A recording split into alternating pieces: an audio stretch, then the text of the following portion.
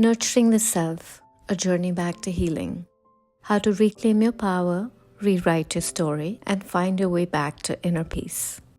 I think being women, that is a hard thing. It's a learned behavior. We never put ourselves ahead of other people in the family, but it's been much worse for the survivors, and we witness that they don't understand it's needed. They don't know how to do it. So where do you put that premium on self-care?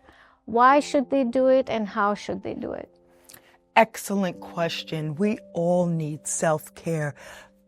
This is essential for a person that is healing for a lot of reasons. One, they've been denied the opportunity to care for themselves, first and foremost. Secondly, they never learned that it was safe to care for themselves.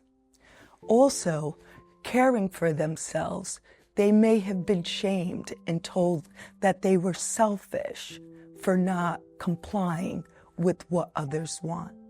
Self-care is not selfish. It is quite the opposite.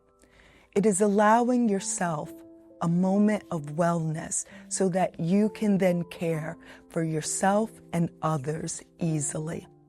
Self-care doesn't have to be elaborate. It can be as simple as sitting in a chair, quietly humming to yourself. Quiet tune, just for your spirit. It can be prayer. It can be meditation.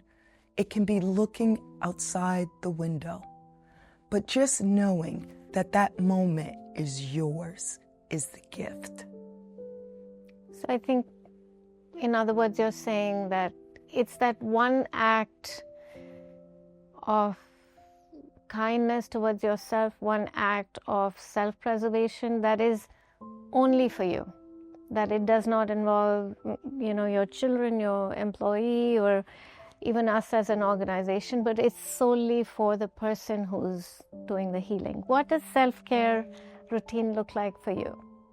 Oh, I'm so glad you asked that, Priya, because I, as a mental health professional, can get caught up like anyone else with life and day-to-day obligations.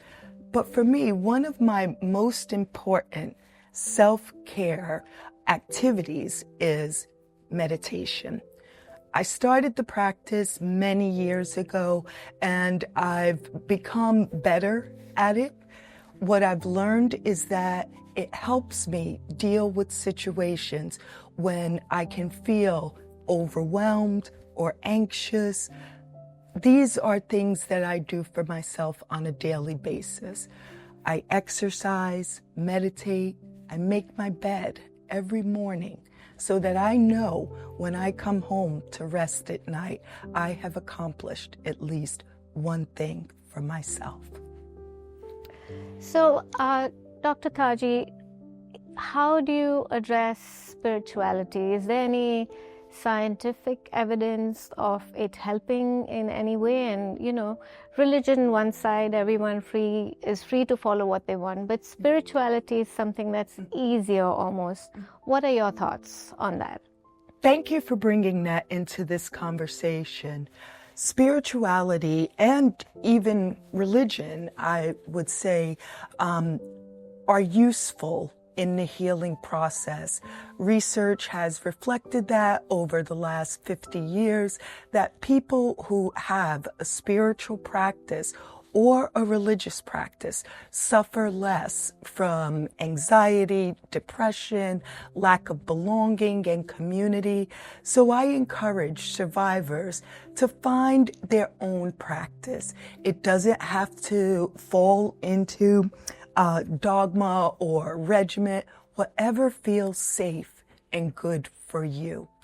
Spirituality can be just being in nature and acknowledging how grand it is and the gratitude for sunshine, wind, and water. That's a spiritual practice.